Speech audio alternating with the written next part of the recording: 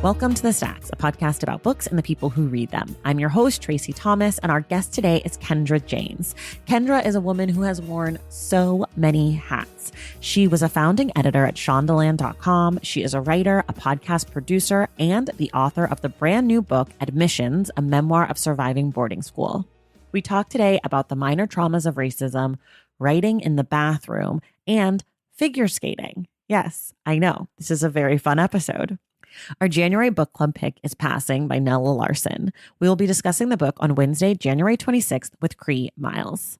To stay connected with all things The Stacks and to support this show, consider joining the Stacks Pack. Head to patreon.com/The Stacks to get inside access to the show, hear bonus episodes, get discounts on merch, and a lot more.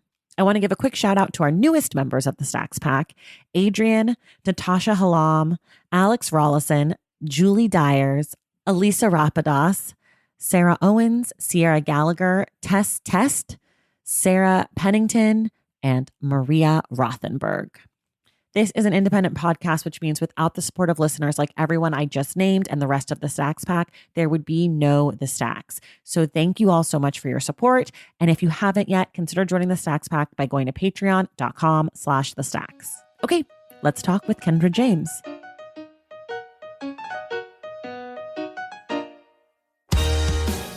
All right, everyone, I am thrilled today. I am joined by Kendra James. She is the author of Admissions, a memoir of surviving boarding school. Kendra, welcome to the Stacks. Hi, thank you for having me.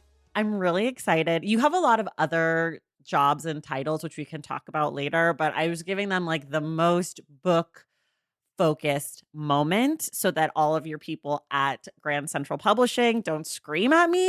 But you are like a multi-hyphenate human. No, it's fine. It's fine. We'll get there. We'll get there. Wait, also, this is like, I just remembered because I just finished your book, but I feel like it's your birthday soon. Yeah, my birthday. So the book happens to come out on my birthday. Not sure how I feel about that yet. We're going to see how it goes. We're going to see if this ends up being the last time I ever want to celebrate my birthday. Oh my God, it's going to go so great. That's such a good omen. I love this for you. Yeah. It's that MLK birthday, a nice like alignment.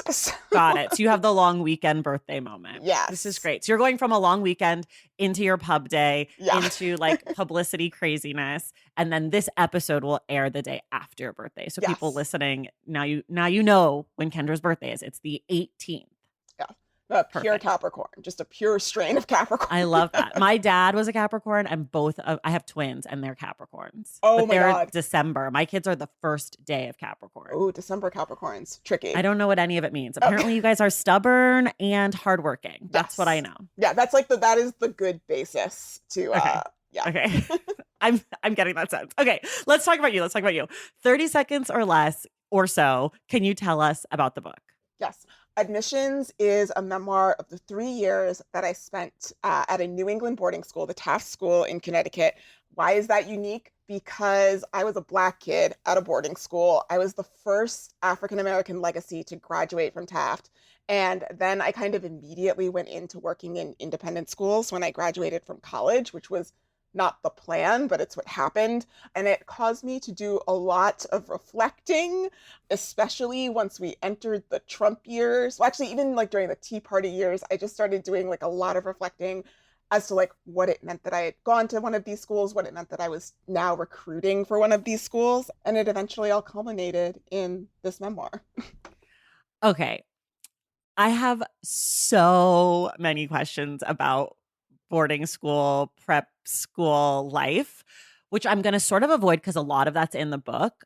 But I just want you to know that the cover of the book is perfection. That's a real picture of you from high school. So the cover of my book is actually our senior class photo, which is taken at the end. I don't know what they do now, but back when I was there, you would have a senior dinner at the headmaster's house, like three, actually, we don't use the term headmaster anymore. We use head of school. Some things 2020, what's up? So we would have dinner at the head of school's house about 3 nights before graduation, and they would gather us all for that picture, which we could then purchase for like $40 or something. And so, that is the picture, and everyone's faces are blocked off, but you can still really kind of tell my face is uncovered and I'm sitting next to one of the girls who's actually in the book. Callister is on one side, Okay. and another girl is next to me, and she was actually we used to call them a PG, a post grad. And so Okay. she was another Black girl, but she was only there for 1 year, my senior year. So I actually didn't really know her that well. But there's three of us in that picture. And then there were, I believe, 10 of us total, like 10 Black kids Oh my total gosh. in my year. There were 6 girls and 4 boys. And the rest of them are scattered throughout the rest of the picture. Oh my God. Okay. So you go to the school, you are a legacy. So your dad went there. You're going in, you're sort of like, okay, you mentioned in the beginning of the book, the woman who's doing your hair, when you say you're going to boarding school is like, oh, what did you do? Like Yeah. thinking that you got like kicked out of school or something. But that's not the kind of boarding school you're going to. You're going to like fancy pants, I think you said Roger Ailes' kid ended up going there. Like this like Sure fancy, did. fancy school. When did it dawn on you, either in school or after school, that like you're in a place that is remarkable and perhaps not in the ways that the school thinks that it's remarkable? Oh God. See, that's actually really interesting because I knew from the jump that I was going to a place that was like very like out of the ordinary.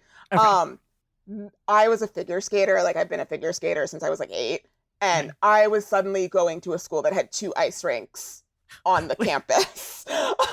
Which Like, is insane. When yeah. I read the book, I was like, skating. What is she talking? Is this a Yeah. metaphor? Like what? And then you're like, my sow cow. And I was like, oh, she means skating on ice. Yeah, like there are 2 full-size ice rinks sitting on the campus. One was built, I believe, like by hand or in part by hand by the students in the 30s. Excuse Um, me. and then the other one is like this sort of brand new or new-ish, like state-of-the-art Olympic rink. Anyway, so I knew that like things were weird and this was like not normal. I didn't really, I feel like, take the time to reflect about the other ways in which it wasn't normal until I left Taft, and like immediately when I got to Oberlin, where I went to college, like that was kind of like when things really started becoming clear. Because I talk about this in the book a lot, where when I was growing up in this town, Maplewood, New Jersey, very diverse, like very much like you played on the street until the lights came on, and like my friends and I Yeah. wandered all over the place. And I had a really close knit group of friends there, and it was really easy for me to make friends with like whoever the hell I wanted to. Um, Hmm. and that same thing happened almost instantly when I got to Oberlin. Like I sat down with a group of people. I remember at like freshman orientation, the first night in the dorm, and it was just like instantly like, oh, these people are my best friends. And like still to Mm, this day, like the people that I talked to that night are like 2 of my best friends in the right. world. And Right. it was just so much easier, and I felt so much more relaxed and so much myself on that campus. Like even just like being able to talk about my interests without like having to couch it in like, oh, I know this is weird, but it just Mm, instantly I like came back to being myself. And so that's like really when I started to know that like I didn't know exactly what about Taft had been off-putting, and like, or not off-putting, but what about it had been outside of the ordinary or unusual.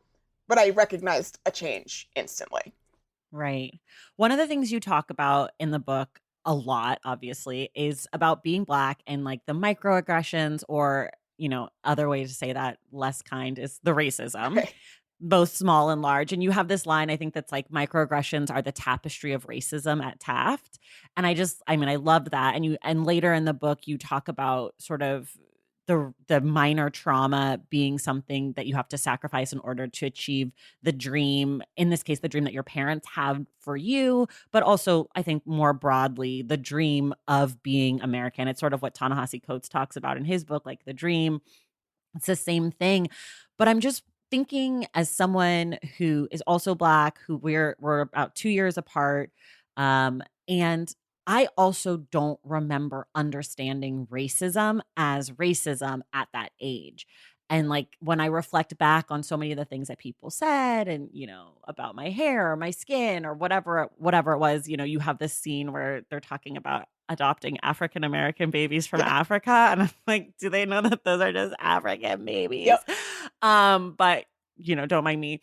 But you have like all these little moments that come up throughout the book. And I'm just wondering, like, as you're thinking back on all of this, when did it click for you that that was in fact racism and not just like how people talk? Like that you couldn't justify it away? Here, I know exactly like what it was. So I was at Oberlin, and I would have this habit of like I would tell stories about Taft in like sort of like this very purposefully like funny way, like stories about like some really like disturbing shit. Like I would, for instance, there's a story in my book about this kid who like kind of like stalked me for a while. That story fucked me up. I Yeah, was like, holy shit, this is like exactly what it used to be like yeah. on the internet. Yes. And he was a kid. He was a classmate. I mean, he was older than me, but he was a classmate on campus, and he was just like essentially stalking me. And so I would tell stories like this to my college friends and be like, haha, isn't that funny? And the reaction that I would get from my friends would be like, what the fuck are you talking about? That's not normal. That is not a normal thing to experience at a school, especially not at a school that costs $40,000 a year. Right.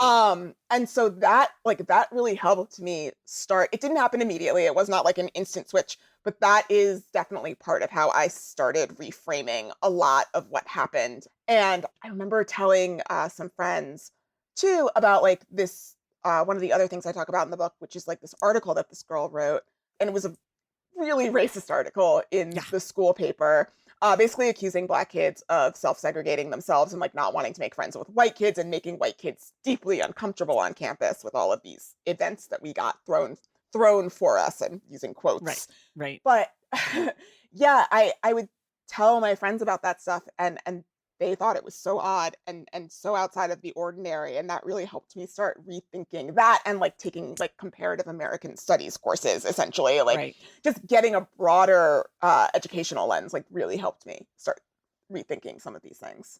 One of the things that's very cool about you, and for me as someone who talks to writers, is like it's very clear in your book that you were always a writer. You did like fan fiction-y things, like you talk about writing a lot. And so I'm wondering at what point you realize like this is something that I want to write about. And then from there, because you wrote articles, this is something that I actually want to turn into a full-length book. Like how did that come to you? Um, Gosh, I used to write for a site called Racialicious, and we did cultural criticism where like pop culture intersected with race. And every so often, I would like sort of sprinkle in some boarding school stuff and like where I had gone to school. But Mm, honestly, at that point, I was a little self conscious about it because I was new to writing. I was new to writing in like the race and pop culture space, and there was, I think, a part of me that really felt like having gone to a boarding school, like, and a place that was so traditionally white kind of lowered my like street cred in terms of mhm. writing a little bit. And so I really like I pulled away from it a bit. But then a girl wrote an article in the Wall Street Journal complaining about not getting into the colleges that she wanted to get Mm. into. And was This is basically like an evergreen article. yes, yeah, I think we get 2 a year At essentially. least, at least. And she was complaining about affirmative action and saying that like basically uh and she blamed a lot on indigenous people. I remember indigenous people were like a big part of her anger. Okay. And so after that I wrote a piece in response to her where I actually spoke about sort of the entitlement that I felt coming out of a place like Taft and going through the college process. They really kind of do put this like expectation on you at a school Mhm. like that, that you are going to go to an Ivy, you're going to go to a little Ivy, or you're going to go to one of the Seven Sisters, like places that with that name recognition.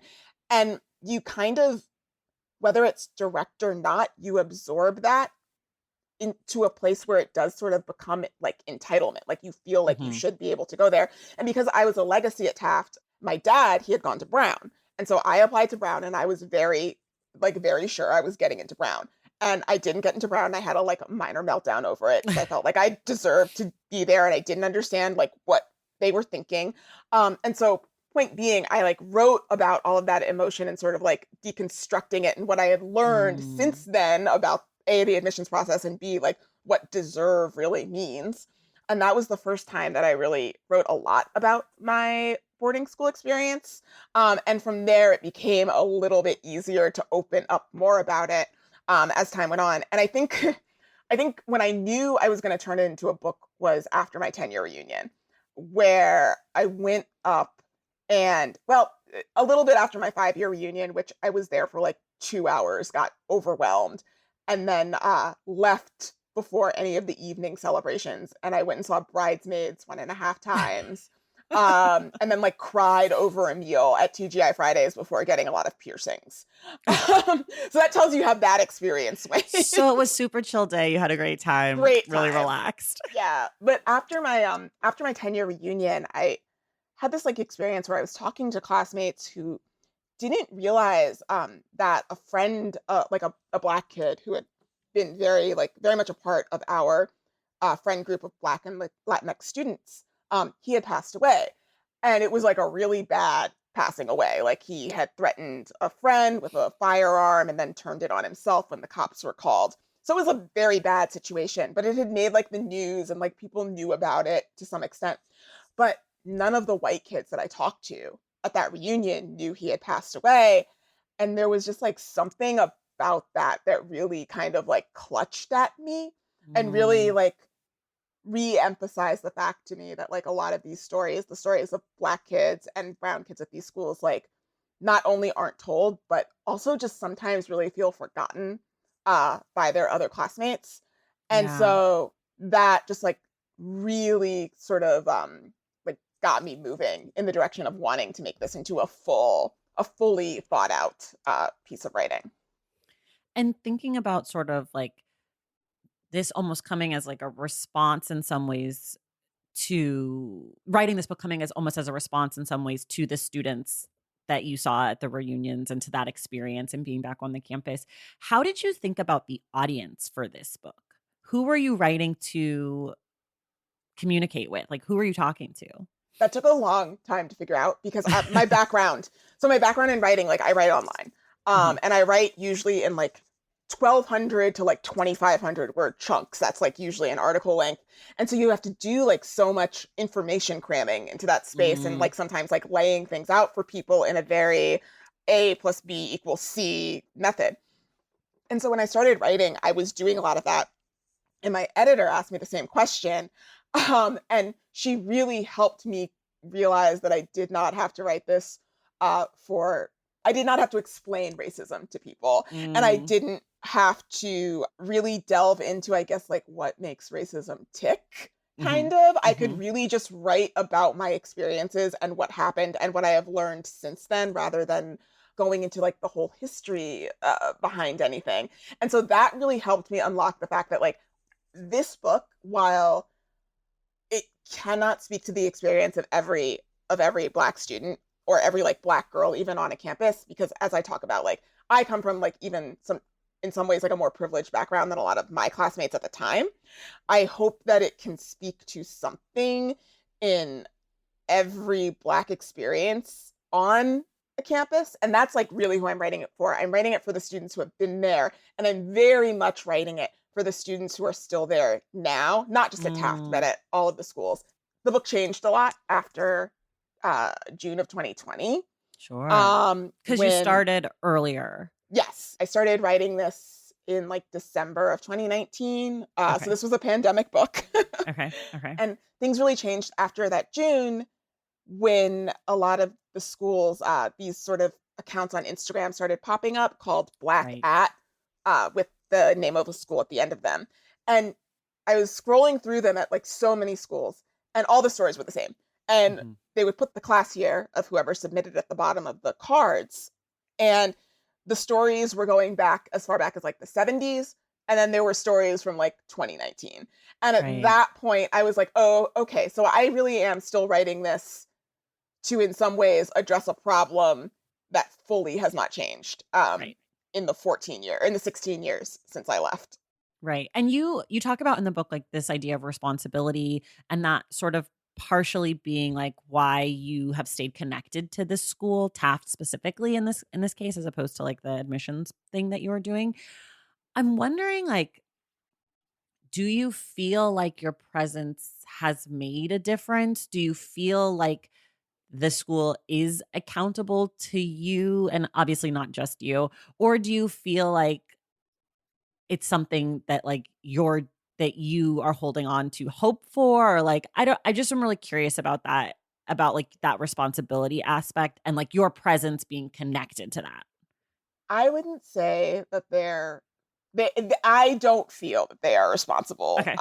to me or beholden to me in any way, and I think that their process is really still ongoing, and I think Sure. that June of 2020, sort of peeled back the foil on some things that were, like, really still, like, fucked up there, Yeah. and like I said, like, it really struck me that a lot of the stories were just still the same stuff Hmm. that Hmm. I had been dealing with from 2003 to 2006. Even that article that I mentioned that the girl wrote in the school paper, my like one of my big complaints about that, and I write about it in the book, is that the school paper has a faculty advisor. So like an adult should have read that before it was printed and been like, oh dear, we have to do something about this. Right. And in 20, I believe it was January of 2017, and soon after the school paper did vanish from the internet. You can't get it anywhere Oh, online. got it. But there was an article, I can't remember the headline on it, but the content was the same.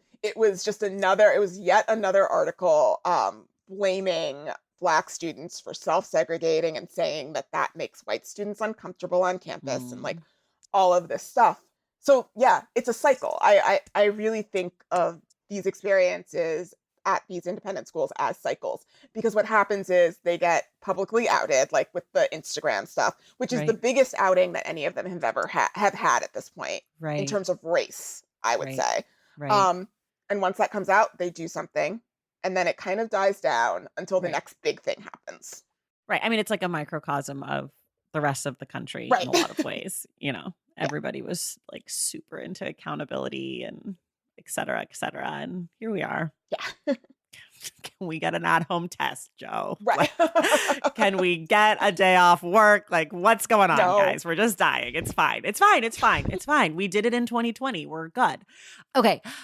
I want to talk about your petty revengeness because I live for this. Okay. I can relate. Listeners of the show know that I am petty. I am competitive. I love a revenge moment.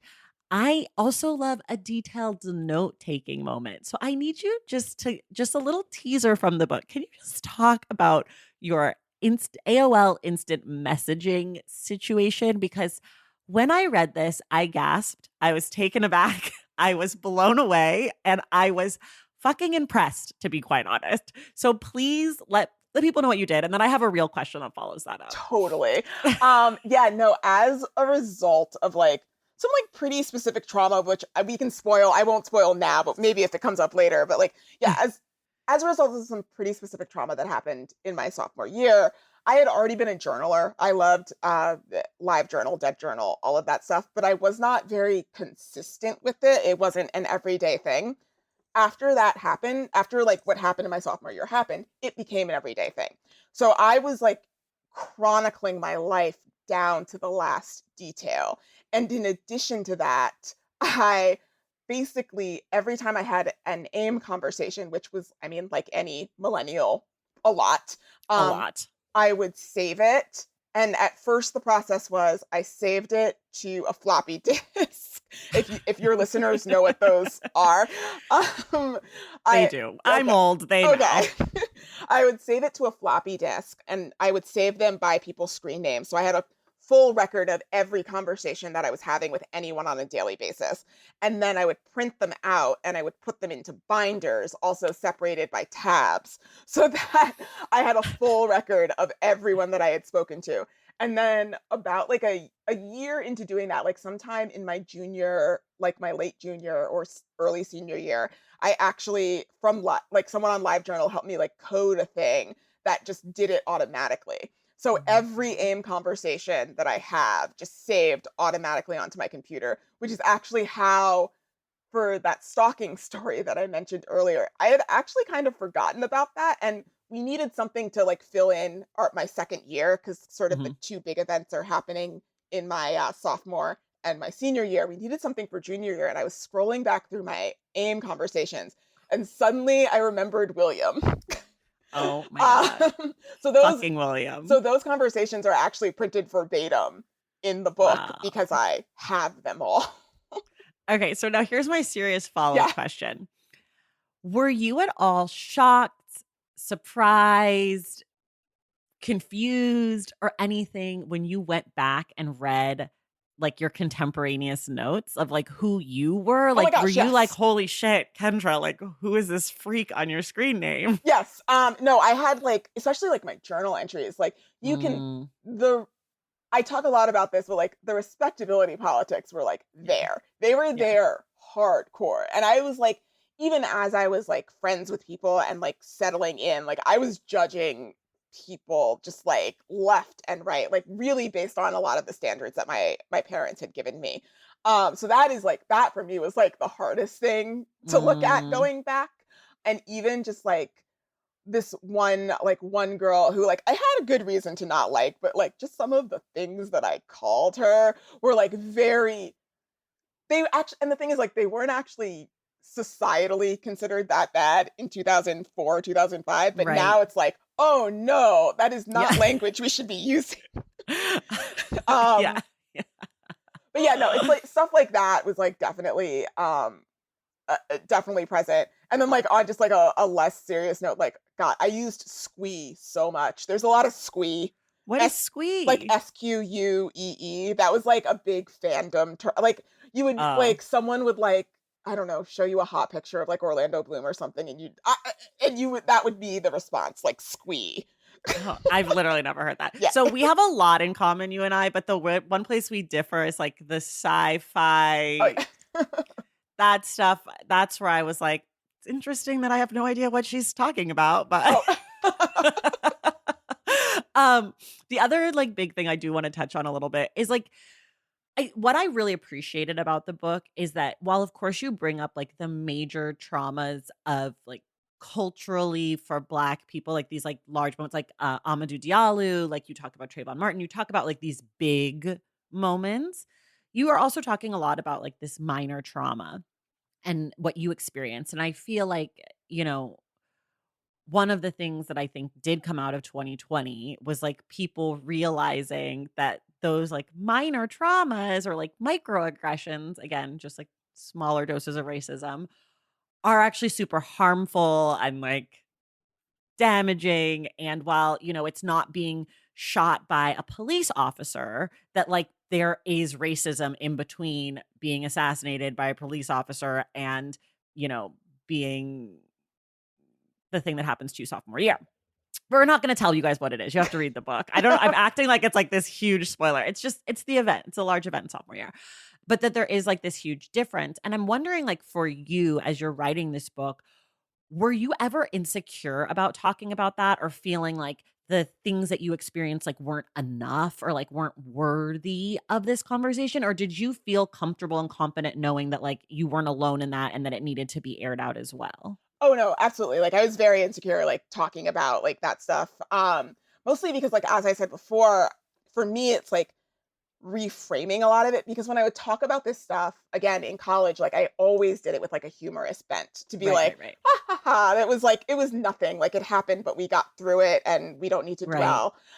So to like finally actually have to do introspective work on it was very difficult. And I was in I was in therapy through the point of like writing the proposal and like selling the book and then the pandemic happened and Right. I was not in therapy. And so I actually wrote a lot I actually wrote a lot of the book while not in therapy and then picked it back up once I was like comfortable. I was like, "Oh, I guess video therapy is not going anywhere. I have to Right. get used to Right. it." Um and so I started going back and doing more work on sort of processing a lot of it also while I was still writing, which really helped. Um Mm. really helped like me become more secure in talking about some of the smaller stuff because there is that complex there where you're like, is this like really important to bring up when you have all of this other stuff going on, not just in the Right. larger world, but like even bigger things happening at these schools, like more important stuff than complaining about like an article in the paper. But I've come to terms with the fact that like those things are so important because when it comes down to it, like you're you're somewhere between the age of 13 and 18 Right. when Right. any of this is happening, and you're living, for the most part, unless you're a day student, you're living away from home without your parents, and oftentimes perhaps without a surrogate parent of color, or you're forced on a surrogate parent of color who, like, maybe you don't mesh with, because we don't Right. all mesh together. Right. So Right. it's like, who are you leaning on for support in these situations? And so that really also amplifies the impact that even the smaller stuff can have. Yeah. Well, I'm glad you did because I feel like so much it's easy to write off so much as like, oh, this is an extreme thing. But like so much of what happened to you in your book was like felt so, regular, not that you're regular, but like that these events felt like so normal, like I could imagine them having happened to me or they did happen to me in some version. And so I really appreciated that because I think so much focus is on like these huge systemic moments of racism and huge this and that. And people are like, oh, it's not about the individual. And it's not about the individual. But here's some ways that individuals are being fucking racist to teenagers. Yeah. Like here, like just these are some really great examples of just like racism popping out. And Yeah. like yeah. No, I mean, you mentioned the adoption conversation, and that's one that, like, I always come back to, where, like, I didn't really know what to do in the moment, because it was just happening. And it was just It's an insane yeah. story. It's insane. But, like, in some ways, that's, like, the other angle that I definitely tried to keep in mind while I was writing this. While I don't necessarily excuse the behavior of a lot of the white kids that I went to school with, I also did try to keep in mind throughout this whole process that they were also 13 to 18, and that Sure. they were coming from backgrounds very often where, like, we were the even though there were only 10 of us in our class, like, we were still the most black kids that they Had were, ever like, been around. hanging around with. And so, honestly, like, for a girl who was growing up on the Upper East Side, which one of the girls in that story was, of New York City, like, she probably it's very possible that she did only know black kids who had been adopted by white parents from other countries. It's Right. deeply possible that that is the Right. only reference point she had. That doesn't make it any less bad. Right. Right. Right. But Right. that is just the truth of her probable experience in Right. 2003. Right, right, right. And speaking of things that are totally out of my personal experience, how are there two Callisters in your class? Oh, What is that name? Is that a name on the East so Coast? here's the thing. Every name in the book has been changed, Oh, with okay. the exception of our headmaster. And Okay. literally, that was only because there have only been like 5 headmasters in the history of the Right. school. So it's like, you're You gonna could figure Google it it. out. Yeah. Um, and nothing bad is written about him. He's fine. He's cool. Got it. He's a cool dude. Some of us had crushes on him back in the day, but I'm gonna Google him as soon as yeah. this is done to see if he was a babe. Um, but so it's funny because they were both girls with C names, and or one of Got it. them was a C and one of them was a One is a K, K. and it was the same name. And it was just like, looking back on that, and that relationship, like, just long story short, for those who haven't read it yet, my best friend found a new best friend of the same name of a person that I was also becoming close with, which caused massive jealousies Yes. throughout all of senior year. And so, yeah, no, that was a really weird situation. It was very, very strange. And Okay. I don't know how it happened. So weird. I Yeah. was just like taken aback by the name, but if you change the name, then, Yeah. how did you change the names? How did you decide what to call people? Honestly, like, just looking, I wrote the book literally wrote the book in my bathroom. I was going to get to that question. It's Yeah. coming up in the second Oh, half after we take our breaks okay. very soon. Yeah, so I would sometimes, if I just, like, couldn't find a name, I just looked up onto one of the posters in our Oh bathrooms, my and that just became the name. Some of them I tried to keep a little bit more, like, a little closer to what the person's actual ID was. God, got it. But some of them are really just random and out of Yeah, nowhere. I love this. Okay, speaking of my teased break, we're going to take a break and then we'll be right back. Valentine's Day is upon us, and I've got love on the brain. Love for books. Duh, of course. Hello. Did you forget what podcast you're listening to? I love bringing you all great reads, exclusive author interviews, and behind the scenes book gossip. But I can only do that with your support over on Patreon and Substack. Our Stacks Patreon community, also known as the Stacks Pack, is where you can go for book club meetups, a private, very active Discord, and a year-long mega reading challenge to help you achieve all your reading goals. Plus, you also get that monthly bonus episode. Now, over on the Substack, you can subscribe to my newsletter, Unstacked, where I keep the book conversations going. I also give you a healthy dose of sports and pop culture, definitely some hot takes happening over there. And again, that bonus episode. If you don't have a few dollars to spare, don't worry. There are free options on the Substack and the Patreon to get you a little extra Stacks magic. Making this podcast is a total team effort, and by supporting my Patreon and my Substack, you allow me to support my amazing team that makes the show possible every single week. So if you or your friends are looking to meet other book lovers and support this indie podcast, come hang out with me on Patreon, Substack, or both. I would love to have you. And since we're talking about love, you can gift subscriptions to the Patreon and the Substack for that special reader in your life. For the Stacks Pack, head to patreon.com/thestacks. And for the newsletter, head to tracythomas.substack.com. And also, there are links to both in the show notes. Okay, see you in the Stacks. Okay, we are back. We're coming to my favorite part of the episode where we get to talk about your process and snacks. So you sort of teased this before also. You wrote the book in your bathroom, which there's a great article in Catapult that you wrote about it, which I will link to in the show notes for people. But I always ask folks this so you can give us sort of the abridged version. How do you write? How often? Where are you? Can you have music on? Do you have snacks and beverages? Do you have rituals? Are you lighting candles? Are you, like doing a yoga class before? Like, what's your vibe for writing? So I kind of want to give you both. I want to give you my pre-pandemic / Yes. the plan Sure. of how I intended to write this book and how it actually happened. Pre-pandemic, I was a coffee shop bitch. Like I did not write in the house ever because I very much liked to separate workspace from lived space, and I have yet to be privileged enough to live in an apartment with an office. So it's coming. We're gonna manifest that 2022. We're getting you an office. Are crossed. Let's do it. So yeah, no, I wrote at coffee shops. I like to have like beverage in my hand. It's usually like a coffee or a tea, and I listen to music no matter where I'm writing. My Spotify Wrapped this year, the top listened artist was Hans Zimmer because that's what I was listening to all year while I was writing. And then the other ones were just like smatterings of sort of Billboard toppers from like basically 03 to 06. I wrote to a lot of Kanye because College Dropout was my absolute favorite album in high school. So I listened to that a lot. And then, yeah, just like a mixture of Billboard stuff from back then.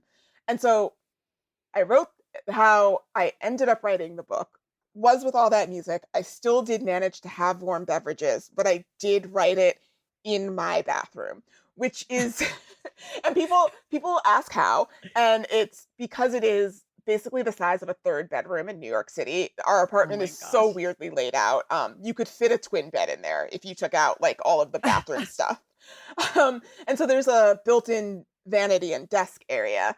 And I just kind of, once my husband and I knew that we were like stuck in the house, we were going to be locked down, I kind of just turned that into my space and wrote there. And luckily, I was very lucky because he was super okay with it and very supportive and very okay with occasionally peeing into a Gatorade bottle, which I never asked him to do, but I think he just took it upon himself to like really try not to bother me. You know what? It takes a village to write a book. Okay.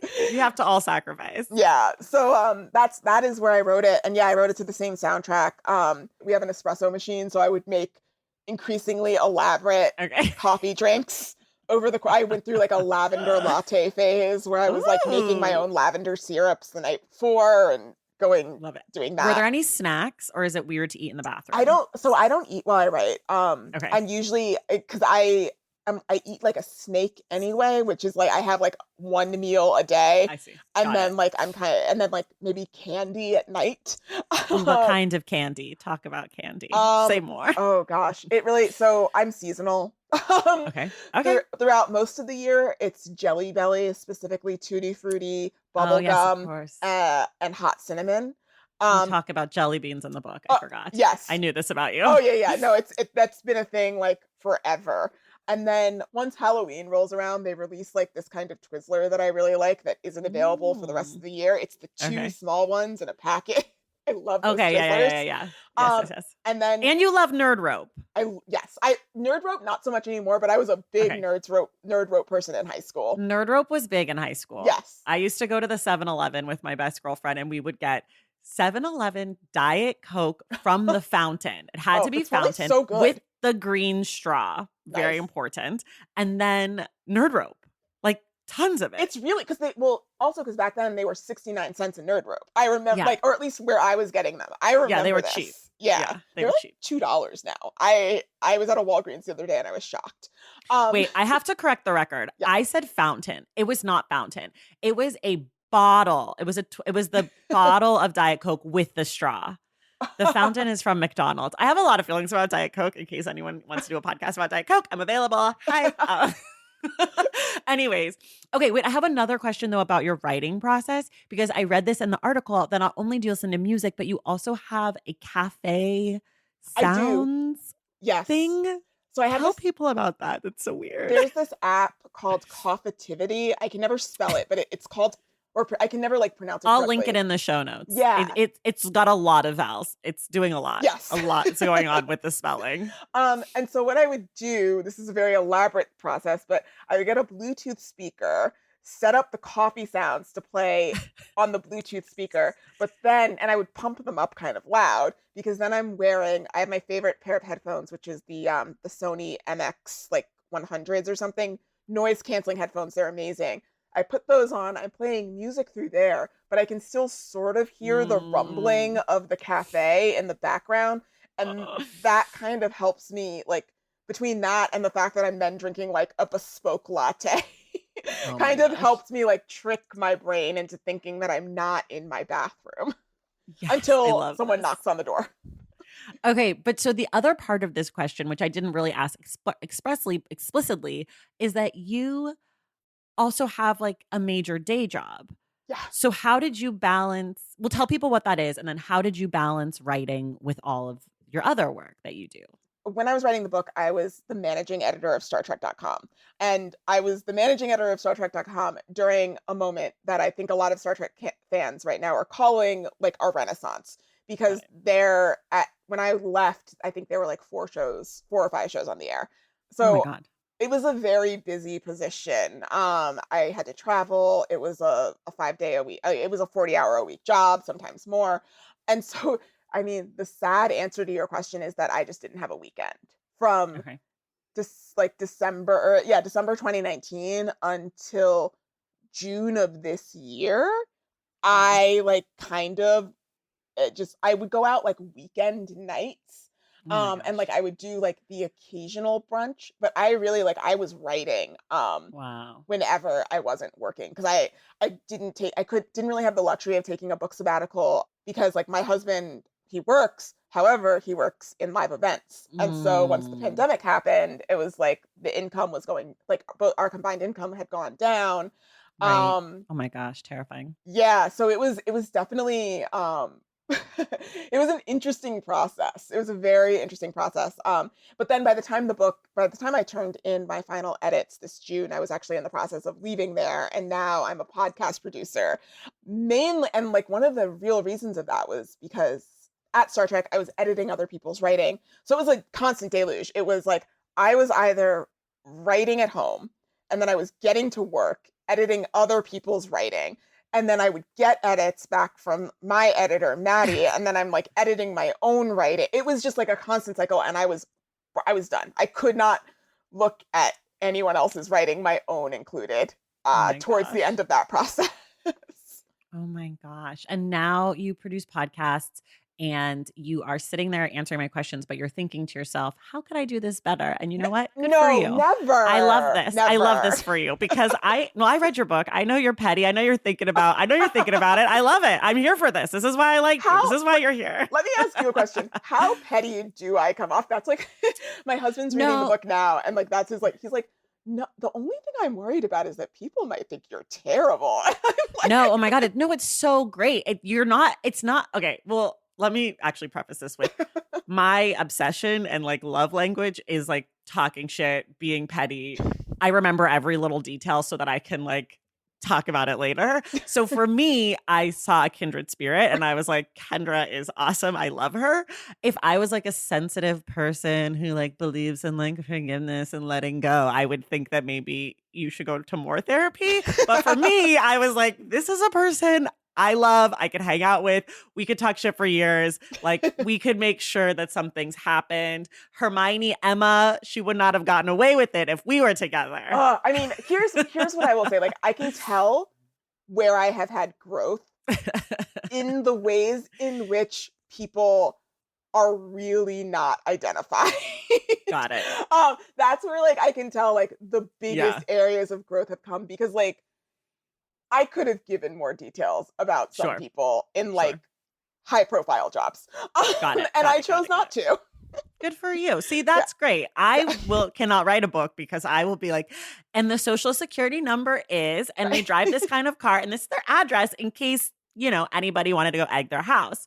Yeah. I mean, in some places it came back down to like what I was saying before about like really actively throughout the process of writing, like trying to afford myself, like in the way that I was affording myself grace of being an adolescent, like really trying to extend that to like everyone else, and not just like the people who I was mad at, but also like my own friends, like just really trying to frame everyone's actions in the context of the time period and in the context of the surroundings and like what we were dealing with. And that, that really was like a cornerstone of writing. Well, also like there's a little pettiness.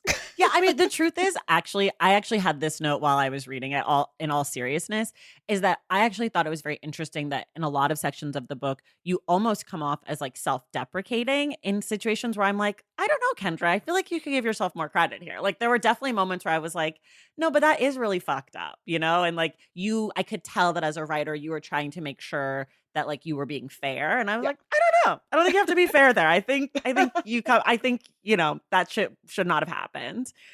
Okay. Another favorite question, super important. You got to get on the record on this. What is a word you can never spell correctly on the first try? Oh, I can give you two: Renaissance and receive. Like I know the rule. It's just not going to happen. It's not coming out right. I love it. I don't know if anyone's ever said Renaissance. And that's a word that I struggle with. So I have to say Renaissance, but I don't know that helps me. Because now that I'm saying that out loud, I'm like, I don't know if I could spell Renaissance, but that's what we say. Renaissance.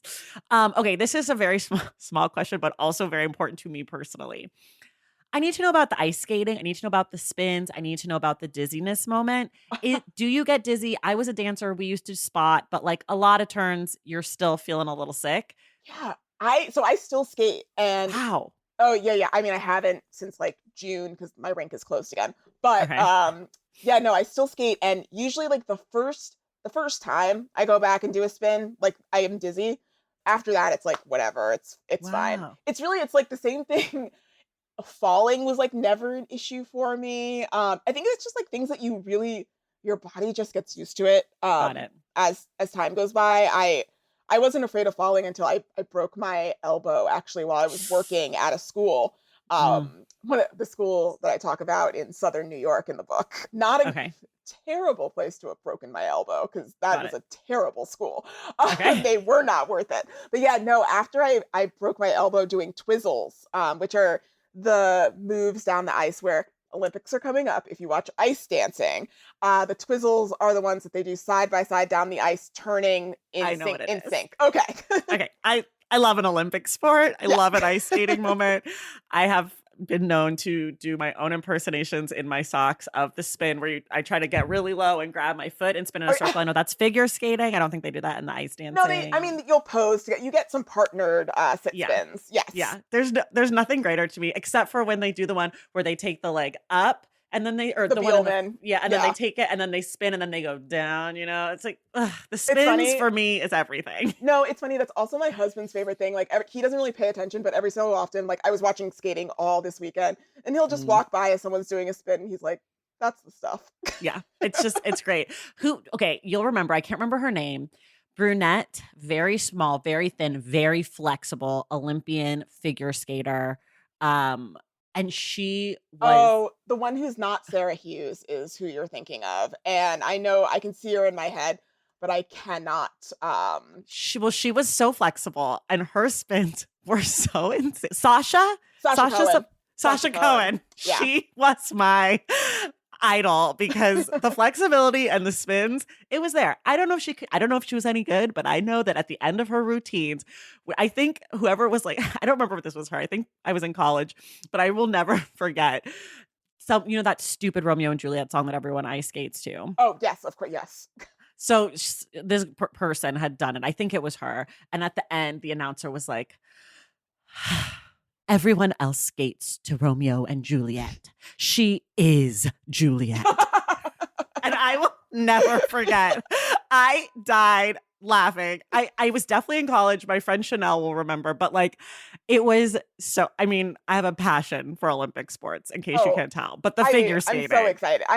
Like I said, I spent all weekend watching skating. That is like my decompression. I just sat on the couch. That's all I did. And I watch every event. I watched some of even like juniors. Like that's how, yeah. I love this. Well, the thing that's so great about the Olympics, which I know is like the corniest, dumbest part, is like when they try to tell you the stories and then you like get invested in the people. I just love that. Last time when they did the curling and they had the like Korean curling team and they called themselves the Breakfast Club and they gave themselves nicknames for different breakfasts. So one of them was like Pancake and one of them was Sunny for Sunny Side Up eggs. And like, I love those women. I was like, if they lose, I can never watch the Olympics again. Like it was so crazy. But anyways, this really got off on a tangent. But that's fine. We needed to talk about skating. Yes, but no, yeah. To answer your question, like my body is just used to it at this point. At age 34 now, like falling is a little scarier. Yeah. But it is actually no, it's not even a little scarier. It's a lot scarier. Like there's certain jumps like that I will only do if I'm on the ice with my coach. But then there's stuff that like my body just knows how to do, like, and has known since I was 15. So it might not look great anymore, but it could do it. Are you like the person during like the free skate at the rink who's in the middle doing like all these cool things and like the kids are like, oh God, she's so good. No, because in LA, like LA has like a great figure skating culture. And I like kind of didn't realize how amazing it was out here. But even at my rink, which is like a tiny, tiny rink in Van Nuys, like there's a girl there who's being scouted to skate for Armenia. Like, so I am hard, and she's great. She will hit you on the ice. She'll just skate right into you if you get in her way. But like, I'm nowhere near as impressive as I once was. I used to, another tangent, but like actually kind of connected to the book in a way. When I lived in New York, I would go skate at Rockefeller Center in the mornings, and there were times where like the woman would kind of just like let me go on just because they needed, like sometimes they do that like crane shot and they like to have people on the ice. Right. And so she would just like let me go on and skate. That's awesome. I love this for you. You're like your moment of fame. Well, yeah, and then like also there was just like I got some interesting comments when I would skate there. Like I literally had one family come up to me and say like, "You're the best black skater I've ever seen." Like that kind of thing would literally happen. Connected. Yeah. It was very, very interesting. Oh my gosh. No, the best black skater is backflip. Sierra Yeah, Bonali, No, right? and that's the thing. Like, I'm hardly like you got your Surya, you Right. have Vanessa James, like now you've got Star Andrews. Like I I should don't not know even be these on the people ice. yet. I don't know these people, but I'm hoping that I'm going to learn about them this year at the Vanessa Olympics. James is going back to the Olympics with a little bit of controversy, but she'll be there for Okay, Canada. Googling. I cannot wait. Very Yeah. excited. Wait, there was also a pairs in Canada. It was like a black woman and a white No, guy. that's Vanessa. Oh, that's her. Yeah. I Hmm. remember very Yeah. well. Loved them. She was with France, but now she's Canadian. Oh, okay. So my Yeah. husband is white, and I used to say to him during the Olympics last time, "It's us, honey. That's us." I mean, my white husband also yesterday suggested that we do skating lessons together, and I was like, no. I No. love this for him. Maybe he will skate with me, and I could pretend to be you. Yeah. Some people skate to Kendra James. She is Kendra. Okay, we're gonna wrap up here. Yeah. I'm getting crazy, but this is a serious question for real. You grow up writing, you love to write, you do your live journals, you do all these things. What does it mean for you, I guess, on the eve of your book coming out, for you to have a book coming out? I mean, it's still very surreal because, like, I mean, like you mentioned, like I started writing like fan fiction about like Sirius Black's long lost daughter. Like that I don't know what that is means. oh, that's like I basically I used to write Harry Potter fan fiction Okay. on Okay. like fanfiction.net. Got it. And so it's like it is very surreal to know that like this is actually going to be a published work. And those people that I used to like write fan fiction with and that I used to role play with, they like also I didn't really get into it so much in the book because that would just be a whole other thing. But they were so much my anchors while I was at Mm. boarding school because I talk a lot about the concept of like the friends that are like kind of chosen for you and then like the friends that you actually get to choose for yourself out of like common interests and bonds. And a lot of my online friends, like people who I had simply never met before and wouldn't meet even until years later, like they got me through high school and we all wrote together. Like we did like Mm. these communal writing groups. And so it's like really crazy. I'm the first one out of that group to have a book published. And it's really, really quite surreal to know that like I came from that world and have managed to translate it into a book. Oh my God, I love this. Yeah. Okay, so that leads me perfectly into this question, which is, what would Kendra at Taft think of Kendra now? I don't know if she could like I actually don't know if like my younger self could comprehend that. Like I just got off before the last thing I did before the pandemic really hit hard was I was on a Star Trek cruise like for Mm. my job while also like writing a book. My younger self would not be able to comprehend the fact that those things are being done.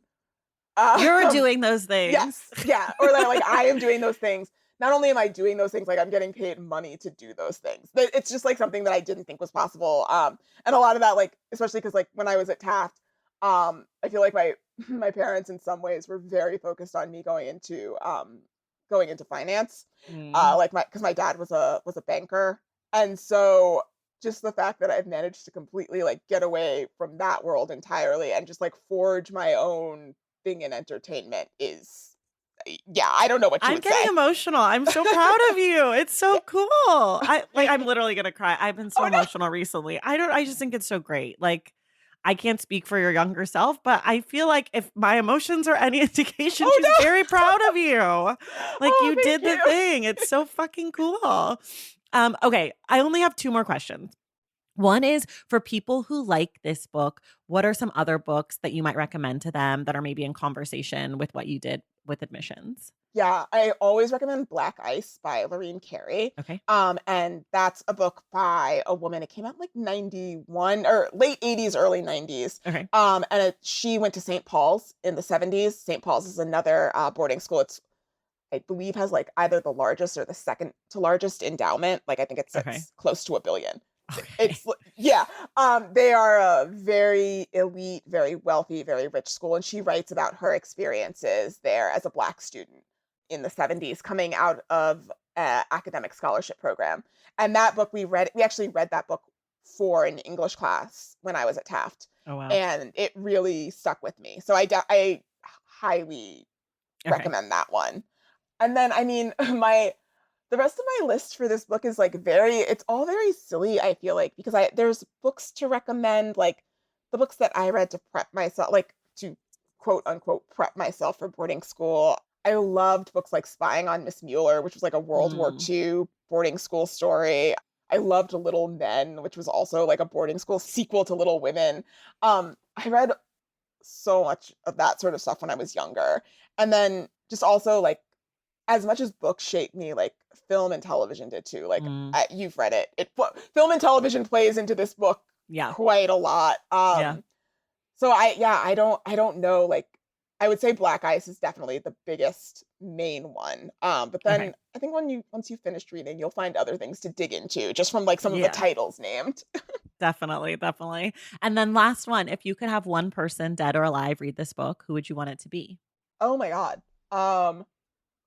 I mean, honestly, it would be very interesting. I think he has passed away, but I feel like this book should be in conversation in some ways, or in a lot of ways, with the stories of other Black students who have been to Taft.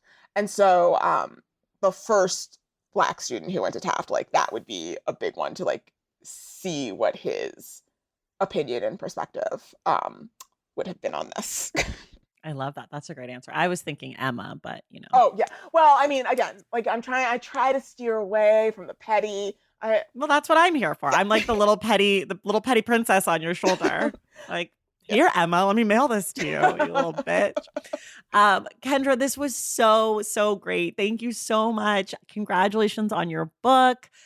People, it is officially out in the world right now. You can get Kendra's book. It was her birthday the day the book came out, so you should definitely get it as a birthday present That's for all I want. Kendra. That's all I want for my Yeah. birthday. Yeah. So, Kendra, thank you so, so much for being here. Thank you. Thanks for having me. And everyone else, we will see you in the stacks.